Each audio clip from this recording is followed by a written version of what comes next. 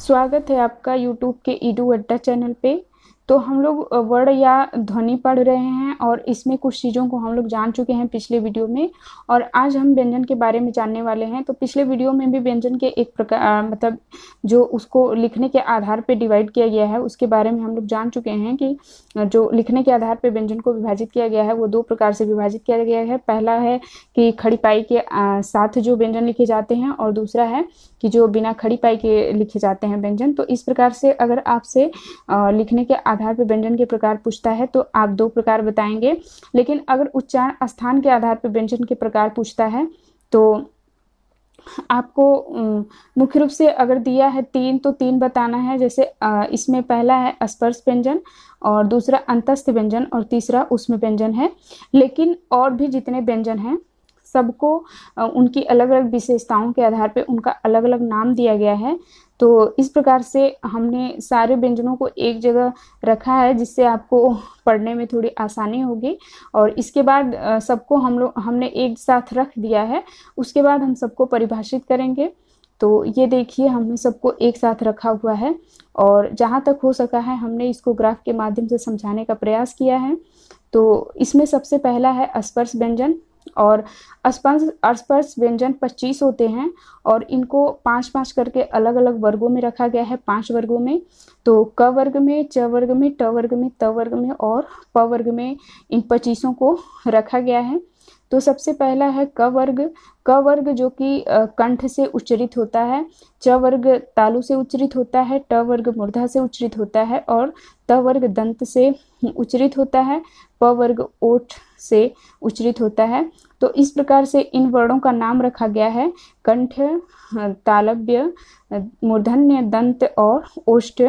तो ऐसे करके इनको रखा गया है। तो हमने इस ग्राफ के माध्यम से आपको सब कुछ बताने का प्रयास किया है, क्योंकि ये जो हम एक पेज में इसको लिखे हैं इसी से 90% क्वेश्चन आते हैं जो व्यंजन से आते हैं। तो इसको एकदम अच्छे से आप लोग खुद से एक दो बार लिख लेंगे जैसे ये लिखा हुआ है, तो काफ़ी हेल्प मिलेगी एग्ज़ाम में, आपको ये चीज़ें तुरंत याद हो जाएंगी। तो चलिए, जो स्पर्श व्यंजन है ये इनकी अलग अलग विशेषताएं हैं, कौन अघोष है, कौन सघोष है, कौन अल्प प्राण है, कौन महाप्राण है। तो सबसे पहले देखते हैं कि कौन सा अघोष वर्ण में आता है, मतलब कौन कौन व्यंजन अघोष हैं।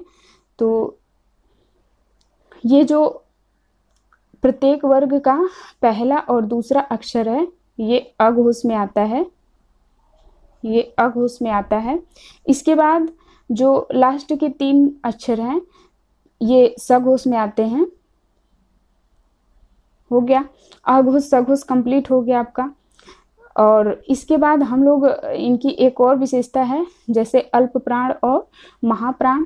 तो इनको कैसे याद करेंगे, तो देखिए इसको ऐसे याद कर लीजिएगा कि जो प्रत्येक वर्ग का पहला, प्रत्येक वर्ग का जो है पहला अक्षर, तीसरा अक्षर और 5वां अक्षर अल्प प्राण है। उसके बाद प्रत्येक वर्ग का दूसरा अक्षर और चौथा अक्षर महाप्राण है। तो इस तरीके से अगर आप बना लेंगे तो काफ़ी हेल्प मिलेगी आपको एग्ज़ाम में और याद रहेगा आपको। तो आपको समझ में आ गया होगा। इसके बाद चलते हैं अंतस्थ व्यंजन की तरफ। तो अंतस्थ व्यंजन किसे कहते हैं, तो अंतस्थ व्यंजन ऐसे व्यंजन होते हैं जिनको मतलब जो स्वर और व्यंजन के मध्य में होते हैं। य र ल व को अंतस्थ व्यंजन इसलिए कहा जाता है क्योंकि ये स्वर और व्यंजन दोनों के मध्य में हैं। तो इसमें भी ये जो चारों हैं य र ल व, ये चारों हैं, इनकी और भी अलग अलग विशेषताएं हैं। एक तो ये चारों अंतस्थ व्यंजन हैं, ऊपर से इनकी और भी अलग विशेषताएं हैं जिनका नाम एग्जाम में पूछता है। तो सबसे पहले य और व को देखते हैं। तो ये जो य और व है, ये जो य है, ये य,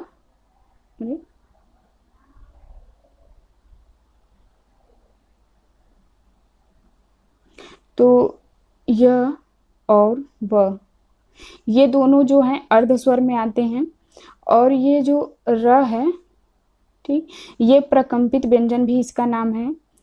और ये जो ल है इसको लुंठित या पार्श्विक ध्वनि भी कहते हैं। तो इस प्रकार से इन चारों की अलग अलग विशेषताओं के आधार पर इनका अलग अलग नाम भी है।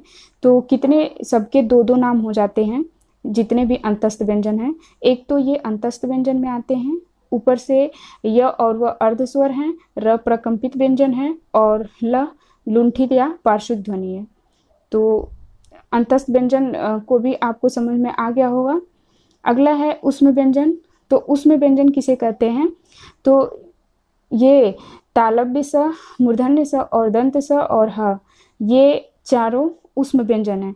ऊष्म व्यंजन क्यों है? क्योंकि इनको बोलते समय जो हमारे मुख से वायु निकलती है वो उसमें थोड़ा सा घर्षण ज़्यादा होता है। आप चाहें तो उच्चारण करके देख सकते हैं इसको। इसको बोलने में ज़्यादा वायु जैसे घर्षण उसमें ज़्यादा होता है और जैसे लगता है कि वायु गर्म निकल रही है, ऊष्मा टाइप का उस वायु में थोड़ा सा आ जाता है, इसलिए इसका नाम ऊष्म व्यंजन है। और ये जो तीनों स हैं इनका नाम स्पर्श संघर्षी ध्वनि भी है। तो इनके भी दो विशेषताएं हैं, एक तो ऊष्म व्यंजन है ये तीनों और ऊपर से स्पर्श संघर्षी ध्वनि है।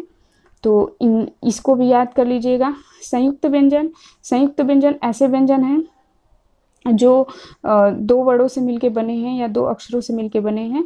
तो ये संयुक्त व्यंजन है। और किन किन वर्डों से ये लोग मिलके बने हैं, ये चारों अक्षर हम आपको अभी बताएंगे। उसके बाद अयोगवाह व्यंजन जो है अंग और अ। तो वैसे अयोगवाह व्यंजन को ये स्वर में रखा जाता है परंपरागत तरीके से, अंग और अ जो कि अनुस्वार और विसर्ग हैं।